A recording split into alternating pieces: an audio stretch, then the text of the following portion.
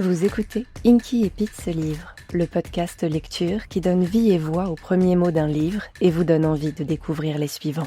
Et plus précisément, vous écoutez les Wish Keep It, des lectures coup de cœur partagées par des auteurs et des autrices, des chroniqueurs et des chroniqueuses. Pour commencer 2026 avec une pile à lire remplie de magie et de paillettes.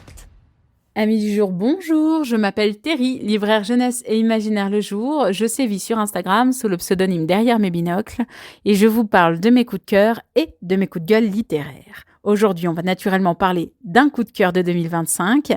Il s'agit du premier tome de la trilogie d'univers de Catherine Arden qui s'intitule L'ours et le rossignol. On est au cœur d'une Russie ancestrale engourdie par l'hiver où la jeune Vassia se délecte des légendes contées au coin du feu. Mais ces croyances n'ont plus leur place dans un monde où la main du Christ s'étend. Vassia est alors témoin des soubresauts agonisants d'esprits folkloriques à présent jugés indésirables. Mon premier constat, c'est un roman qui prend son temps, qui, telle une soirée d'hiver, engourdi, un peu vaudois, vous pousse à vous enrouler dans une couverture avec une soupe bien chaude pour profiter de votre lecture. Il est beau, il est lent et il est fort. Vassia est de ces personnages dont le charisme transcende les pages. Sans être démonstratif, son caractère franc et sa gentillesse naturelle, son refus de laisser sa famille ou ses proches lui dicter sa conduite sont rafraîchissants. J'aime qu'elle soit décrite comme étrangement laide au premier regard, mais d'une beauté sauvage et fascinante quand on s'y attarde, loin des standards établis.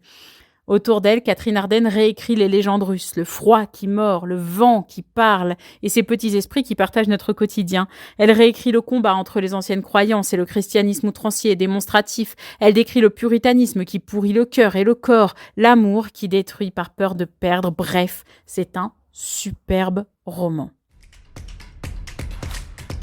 Place au Wish Keep It.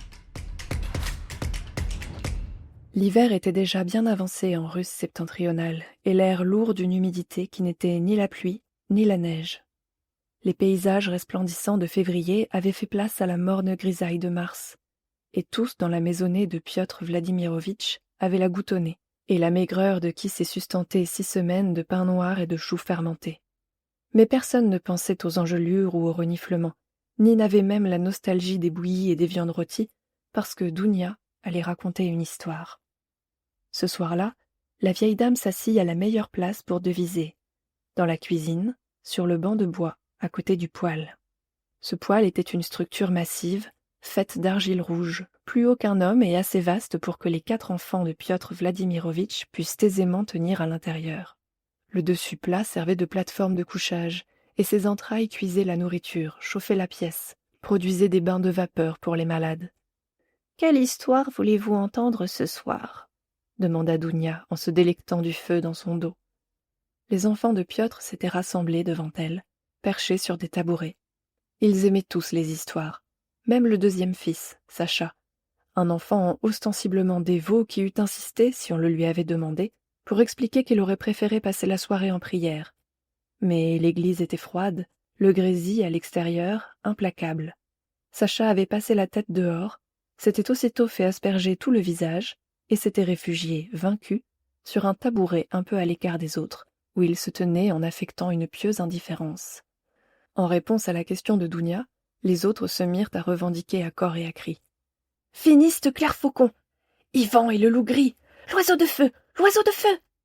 Le petit Alyosha s'était dressé sur son tabouret et agitait les bras pour mieux se faire entendre au milieu de ses aînés, et le chien d'ours de Piotr releva sa grosse tête couturée devant ce tumulte. Mais avant que Dounia n'eût pu répondre, la grande porte s'ouvrit dans le rugissement de la tempête au dehors. Une femme apparut dans l'embrasure, agitant ses longs cheveux pour en chasser les gouttes. Le froid lustrait son visage, mais elle était plus maigre encore que ses enfants. Le feu projetait des ombres sur les creux de ses joues, de sa gorge et de ses tempes. Ses yeux caves réfléchissaient la lueur du foyer. Elle se pencha et prit Alyosha dans ses bras. L'enfant piailla de joie. « Mère !» s'exclama-t-il. « Matiushka !» Elle se laissa tomber sur son tabouret qu'elle rapprocha du poêle. Alyosha, toujours dans ses bras, serra ses 2 petits poings autour de sa natte. Elle fut parcourue d'un frisson, bien que ce ne fût point trop visible sous ses lourds vêtements. « Prions pour que cette malheureuse brebis mette bas ce soir, dit-elle. Sinon, je crains que nous ne revoyions plus jamais votre père. Racontes-tu des histoires, Dounia ? Si je réussis à avoir un peu de calme. »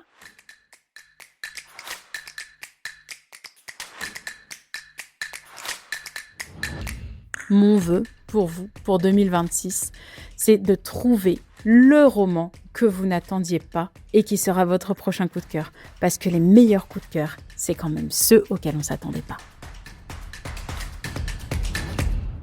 Et je vous dis à très vite pour découvrir un nouveau Wish Keep It.